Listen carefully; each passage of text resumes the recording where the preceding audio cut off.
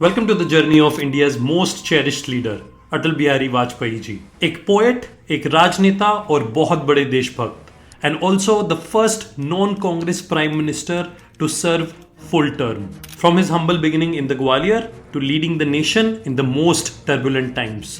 इनकी story resilience, करेज और unwavering love for his country के बारे में है। इस डॉक्यूमेंट्री में हम बात करेंगे उनकी early life, his rise in politics and his tenure as prime minister and the policies जिसका बहुत इम्पैक्टफुल मार्क छोड़ा गया in India's domestic and foreign policy. Atal ji was born on December 25th, 1924 Gwalior में in Madhya Pradesh.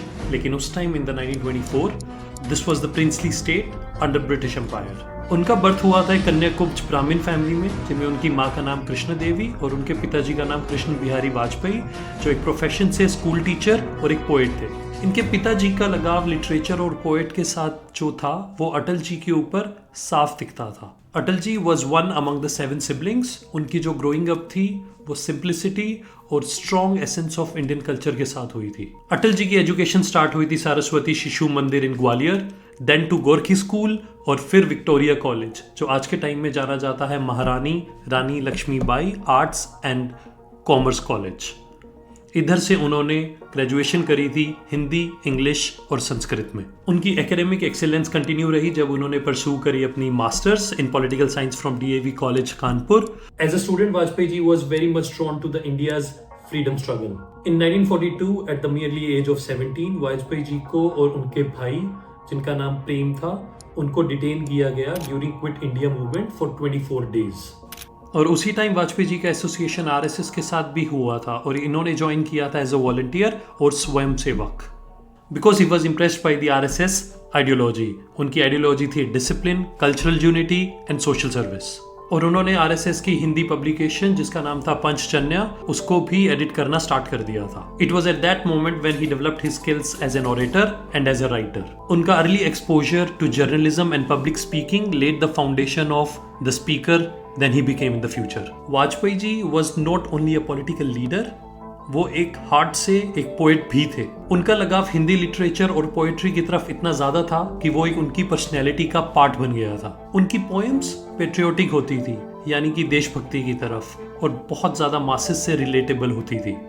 One of his early works were published in 1995 जिसका नाम था 51 कविताएं, जिसमें उन्होंने अपने इमोशंस और फिलॉसफी को वर्ड्स में डिस्क्राइब किया था। Being a poet and politician used to stand out Vajpayee जी's personality with others, और इसी वजह से वो इंटेलेक्ट लेवल पे और इमोशनल लेवल पे लोगों के साथ बहुत अच्छे से कनेक्ट कर पाते थे। अब बात करते हैं उनकी entry into politics and his rise in Jana Sangh. India की आज़ादी के बाद यानी कि 1947 के बाद 1951 में वाजपेयी जी ने एक पार्टी ज्वाइन करी जिसका नाम था Bharatiya Jansangh. It was founded by Shyama Prasad Mukherjee and it was the political arm of RSS। Vajpayee ji became a loyal follower of Mukherjee और उन्होंने अकम्पनी भी किया उनको 1953 में fast unto death in Kashmir to protest the permit system for Indian citizens and special status granted to the state. Shyama Prasad Mukherjee की death during the protest was a turning point for Vajpayee ji, जिन्होंने अपने ऊपर मेंटल लिया कि BJS के एजेंडे को आगे बढ़ाना है। In 1957, at the age of 32, Vajpayee ji won the election from Balrampur in the Lok Sabha seat in Uttar Pradesh, marking the beginning of a parliamentary career that will go on for 5 decades. उनके बोलने के तरीके यानी कि भाषण देने के तरीके को बहुत MPs इम्प्रेस होते थे। इवन ये भी कहा जाता है कि जवाहरलाल नेहरू जी भी उनसे बहुत ज़्यादा इम्प्रेस थे और उन्होंने बोला था कि एक दिन आप बहुत बड़े लीडर बनोगे। जैसे कि भारतीय जनसंघ भी बढ़ता गया, वैसे ही वाजपेयी जी का रैंक भी बढ़ता गया। After the death of Deendayal Upadhyay ji in the year 1968, Vajpayee ji को प्रेसिडेंट बना दिया गया पार्टी का। अंडर हिज लीडरशिप पार्टी का फोकस था कल्चरल नेशनलिज्म पे, इमोशनल सेल्फ रिलायंस पे और opposition to Congress parties dominance. फिर आता है ईयर 1975 जब इमरजेंसी डिक्लेयर की गई थी इंदिरा गांधी जी द्वारा, और उसी टाइम वाजपेयी जी को भी अरेस्ट किया गया। एंड ड्यूरिंग द इमरजेंसी यानी कि उस 21 महीने के अंदर उन्होंने डिटरमिन कर लिया था कि वो फ्रीडम और डेमोक्रेसी के लिए फाइट करते रहेंगे। फिर इमरजेंसी लिफ्ट हुई 1977 में और भारतीय जनसंघ बना Janata party by merging all the other political parties in it, which won the general elections. और फिर वाजपेयी जी अपॉइंट हुए एक्सटर्नल मिनिस्टर इन मोरारजी देसाई's गवर्नमेंट और उन्होंने अपना डिप्लोमेटिक एक्यूमेन दिखाया। In the year 1977, as the External Affairs Minister, Vajpayee ji made a history। ये एक बहुत बड़ा मूव था, अपनी कल्चर को और अपनी लैंग्वेज को ग्लोबल स्टेज पे रिप्रेजेंट करना। उन्होंने अपनी स्पीच में बोला कि वो बहुत अच्छे रिलेशनशिप्स चाहते हैं अपनी नेबरिंग कंट्रीज के साथ, और यही उनका ग्राउंड वर्क भी था फ्यूचर फॉरेन पॉलिसीज को लेकर। उनका ये वाला टेन्योर छोटा रहा था बिकॉज जनता पार्टी कोलैप्स कर गई थी इन द ईयर 1979, लेकिन उन्होंने अपने आप को बहुत बड़ा राजनेता साबित कर दिया था ग्लोबल स्टेज के ऊपर। जनता पार्टी का जो कोलैप्स हुआ था 1979 में, उसकी वजह से बीजेएस भी ब्रेक हो चुकी थी। तो इसी के बाद in the year 1980 Atal Bihari Vajpayee ji along with L K Advani and Bhairon Singh Shekhawat form Bharatiya Janata party, और वाजपेयी जी उस पार्टी के प्रेसिडेंट। भारतीय जनता पार्टी यानी बीजेपी का एक मोटिव था, cultural nationalism with modern governance. भारतीय जनता पार्टी आज के टाइम पे इंडिया में सबसे ज्यादा पॉपुलर पार्टी है, लेकिन इनका राइज इतना आसान नहीं था। इन द ईयर 1984 जब इलेक्शंस हुए थे इंदिरा गांधी जी की डेथ के बाद, तब वो लोग सिर्फ 2 लोकसभा सीट्स जीते थे। Vajpayee ji work tirelessly along with his colleagues इस पार्टी को बहुत बड़ी पार्टी बनाने के लिए। फिर आया ईयर 1989, इसमें बीजेपी 88 सीट्स के साथ आगे बढ़ी, capitalizing on issues like Ram Janmabhoomi movement, which called for a Hindu temple at the site of Babri Masjid in Ayodhya. In the year 1993, Vajpayee ji became leader of opposition, a role in which he excelled. उनकी speeches wit और wisdom के साथ रहती थी, यानी कि एक मजाकिया वे में एक बहुत लॉजिकल बात कह देना। फिर आता है ईयर 1995 जहां पे अटल बिहारी बीजेपी की तरफ से प्राइम मिनिस्ट्रियल कैंडिडेट घोषित किए गए। वाजपेयी जी को उनके कलीग्स यानी कि मेंबर ऑफ पार्लियामेंटेरियंस उनको बहुत ज्यादा रिस्पेक्ट करते थे बिकॉज उनकी integrity and his commitment to democratic values. In the year 1996 after the general elections, BJP became the single largest party securing 161 seats, और उसी मई को Atal Bihari ji sworn in as the 10th prime minister of India. BJP was the single largest party, लेकिन उनके पास majority नहीं थी, उनके पास कोalition partners की कमी थी। और फिर 13 दिनों के बाद यानी कि 28 मई को वाजपेयी जी को रिजाइन करना पड़ा, लेकिन उन्होंने एक स्पीच जरूर दी थी लोकसभा में to emphasize governance over ideology. उन्होंने बोला था गवर्नेंस को प्रायोरिटी दीजिए आप सब लोग, बजाय पार्टी की आइडियोलॉजी क्या है, लेकिन फिर भी कोई सपोर्ट नहीं मिला और उन्हें रिजाइन करना पड़ा। उन्होंने अपनी रेजिग्नेशन स्पीच में बोला कि हम बाउ डाउन करते हैं पीपल्स मैंडेट, लेकिन हम फिर वापस आएंगे। फिर आता है मार्च 1998, बीजेपी लेड एनडीए यानी कि national democratic alliance, the coalition of regional parties power में आता है and they win the general elections, and Atal Bihari Vajpayee ji फिर से प्राइम मिनिस्टर बनते हैं। पावर में आने के 2 महीने बाद यानी कि ऑन May 11th and 13th 1998 India conduct करता है एक series of underground nuclear tests at Pokhran Rajasthan, जिस मिशन का नाम होता है ऑपरेशन शक्ति। कोड नेम था Pokhran 2। These tests marked India's emergence as a nuclear power, following the first test in 1974. Vajpayee जी's decision was backed by APJ Abdul Kalam. इन टेस्ट्स को इंटरनेशनली कंडेम किया गया और यूनाइटेड स्टेट्स यानी कि यूएसए की तरफ से और कुछ नेशंस की तरफ से इंडिया के ऊपर सैंक्शन भी लगाए गए, और ऐसा कहा गया कि इंडिया इज अगेंस्ट पीस और साउथ एशिया में इंडिया शांति नहीं चाहता। और पाकिस्तान ने रिस्पॉन्ड किया उनके न्यूक्लियर टेस्ट से, हाइटनिंग रीजनल राइवलरी। और वाजपेयी जी ने रिस्पॉन्ड किया और कहा हम डरेंगे नहीं कोई भी सैंक्शन से, हम अपनी सिक्योरिटी की जिम्मेदारी खुद अपने हाथ में चाहते हैं। Despite the nuclear triumph, Vajpayee ji का सेकंड टर्म कुछ शांति भरा नहीं रहा as a prime minister. He had many challenges. उनका कोalition बहुत फ्रेजाइल था, relying on regional parties like AIADMK।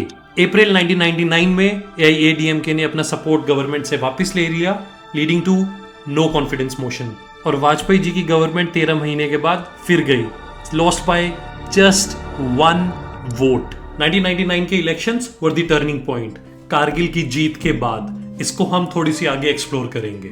The BJP led NDA performed exceptionally well. फिर अक्टूबर 13, 1999 को वाजपेयी जी तीसरी बार प्राइम मिनिस्टर बने, this time for full 5 years, the first non Congress prime minister to achieve this feat. अब हम स्टार्ट करते हैं बात कारगिल वॉर की। इन May 1999 पाकिस्तान ने क्रॉस किया LOC यानी कि line of control in Kashmir, occupy करी कुछ कारगिल में जगहें, फिर इंडियन आर्मी ने with the support of Indian air force reclaim करी सेम टेरिटरीज, और जिस ऑपरेशन का नाम था ऑपरेशन विजय। अगर हम उस टाइम पर चाहते तो एलओसी क्रॉस करके पाकिस्तान की टेरिटरीज को हम ऑक्यूपाई कर सकते थे, लेकिन वाजपेयी जी नहीं चाहते थे कि टेंशंस और एस्केलेट हों, विच अर्नड हिम इंटरनेशनल प्रेज। क्योंकि हम चाहते तो टेंशंस को एस्केलेट कर सकते थे, लेकिन हमने नहीं किया। हमारा जो एक्शन था बिल्कुल डिसिप्लिन के अंदर था। और कारगिल विक्ट्री के बाद वाजपेयी जी एक स्ट्रॉन्ग लीडर के तौर पर उभरे, और farmer army chief VP Malik ने वाजपेयी जी की बहुत तारीफ करी और बोला कि उन्होंने हमको फ्री हैंड दिया था। और कारगिल वॉर से पहले यानी कि फरवरी 1999 में पाकिस्तान के साथ अच्छे रिलेशंस बनाने के लिए एक लाहौर बस यात्रा भी शुरू की गई, अ सिंबॉलिक जेस्चर ऑफ गुडविल। और उस टाइम पर वो पाकिस्तान के प्राइम मिनिस्टर नवाज शरीफ से मिले और एक लाहौर डिक्लेरेशन साइन किया एमिंग टू फोस्टर पीस। लेकिन कारगिल वॉर की वजह से और 2001 parliament attack by Pakistani terrorist strained all relations. फिर वाजपेयी जी की डिप्लोमेसी बढ़ी साउथ एशिया से यूएस की तरफ। जो उनका 2000 का विजिट था यूएस में, वो बहुत ज़्यादा फेमस रहा, जहां पर उन्होंने जॉइंट सेशन ऑफ कांग्रेस को एड्रेस भी किया। उनकी मीटिंग प्रेसिडेंट बिल क्लिंटन और प्रेसिडेंट जॉर्ज डब्ल्यू बुश के साथ फाउंडेशन था US India civil nuclear agreement का। एक था नेशनल हाईवे डेवलपमेंट प्रोजेक्ट, जो बड़ी सिटीज जैसे दिल्ली, मुंबई, चेन्नई और कोलकाता को जोड़ने के लिए एक बहुत अच्छा रोड इंफ्रास्ट्रक्चर बने। दूसरा था प्रधानमंत्री ग्राम सड़क योजना। इस स्कीम के अंडर वो चाहते थे कि रूरल एरियाज बड़ी सिटीज के साथ कनेक्ट हों, यानी कि हर जगह पे सड़क बने जो इजीली ट्रेवल कर सकें लोग एक रूरल एरिया से अर्बन एरियाज में। तीसरा था टेलीकॉम रेवोल्यूशन।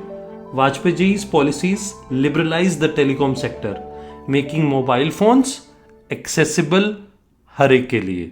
अब हम थोड़ा सा वाजपेयी जी के थर्ड टर्म में इकोनॉमिक और इंफ्रास्ट्रक्चर रिफॉर्म्स क्या हुए उसके बारे में थोड़ा सा जानते हैं। कुछ की इनिशिएटिव्स थे नेशनल हाईवे डेवलपमेंट प्रोजेक्ट, और इसी टर्म में कुछ पब्लिक सेक्टर्स को प्राइवेटाइज भी कर दिया गया था, और इसकी वजह से ट्रेड यूनियंस का प्रोटेस्ट भी बहुत हुआ।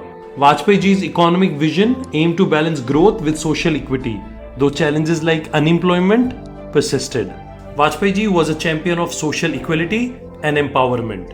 उन्होंने कास्ट डिवीजन को भी बहुत ज़्यादा अपोज किया और एजुकेशन को बहुत प्रमोट करने की कोशिश करी। उनका एक अभियान था सर्व शिक्षा अभियान, टू प्रमोट यूनिवर्सल एजुकेशन, क्योंकि वो एजुकेशन को बहुत ज़्यादा प्रायोरिटाइज करते थे, और उनका प्यार हिंदी के लिए, हिंदी भाषा के लिए तो जग जाहिर था ही। अब बात करते हैं उनकी रिटायरमेंट और उनकी लेगेसी की। इन 2004 इलेक्शंस एनडीए की government which was led by BJP lost to Congress led UPA, and then Vajpayee ji resigned as the prime minister. He retired from active politics in 2005 due to उनके हेल्थ इश्यूज जैसे कि dementia और diabetes की वजह से। अपनी retirement के अराउंड 10 साल बाद उन्होंने अपनी ज़िंदगी बहुत ज़्यादा पीसफुली जीने की कोशिश करी, और उन्होंने रेयरली ही ऐसा टाइम होता था कि कभी पब्लिक अपीयरेंस भी दी हो। फिर आता है जून 11, 2018, जिसमें वाजपेयी जी को एडमिट किया गया एम्स में, यानी कि all India institute of medical sciences, with a kidney infection, और अनफॉर्चुनेटली उनकी डेथ हुई अगस्त 16, 2018 को at the age of 93. After Vajpayee ji's death, a 7-day state mourning was declared, and his funeral in New Delhi was attended by thousands. Vajpayee ji का contribution जो अपने देश की तरफ था उसको रिकॉग्नाइज भी किया गया। इन 1994 उनको नवाजा गया इंडियाज बेस्ट पार्लियामेंटेरियन, और दिसंबर 25 जो उनकी बर्थ डेट है, in the year 2014 it was declared good governance day, और 2015 में he was conferred as the Bharat Ratna, India's highest civilian award और ऑनर। और ये जो अवार्ड था उनको उस टाइम के प्रेसिडेंट प्रणब मुखर्जी ने उनके घर जाके दिया। अटल जी का नाम आजकल कुछ इंफ्रास्ट्रक्चर में भी आपको दिखाई देगा, जैसे कि अटल टनल बनी हिमाचल प्रदेश में, अटल सेतु ब्रिज इन गोवा, वो इन्हीं के ऑनर में ही रखा गया। और उनकी पोइट्री आज भी इंस्पायर करती है, विद वर्क्स लाइक क्या खोया क्या पाया, रिफ्लेक्टिंग हिज फिलोसॉफिकल डेप्थ। उनके सपोर्टर्स सेलिब्रेट करते हैं उनको लीडर जो एक विजनरी थे और मॉडर्नाइज इंडिया की तरफ लेकर गए और इंडिया की सिक्योरिटी को भी स्ट्रेंथन किया। The Pokhran test, Kargil victory and infrastructure projects are hallmark of his tenure. उनकी ability to lead a coalition government for 5 years is a master class in politics. Vajpayee ji की जो फॉरेन पॉलिसीज थी वो mixture थी bold decisions लेने का और बहुत ज़्यादा सोच समझ के यानी कि कॉशियस होके भी। आज हमने वाजपेयी जी की लाइफ के बारे में जाना। हम इस सेशन को एंड करते हैं उनके एक बहुत फेमस कोट से, ना हार में ना जीत में, किंचित नहीं भयभीत में, कर्तव्य पथ पर जो भी मिला ये भी सही वो भी सही।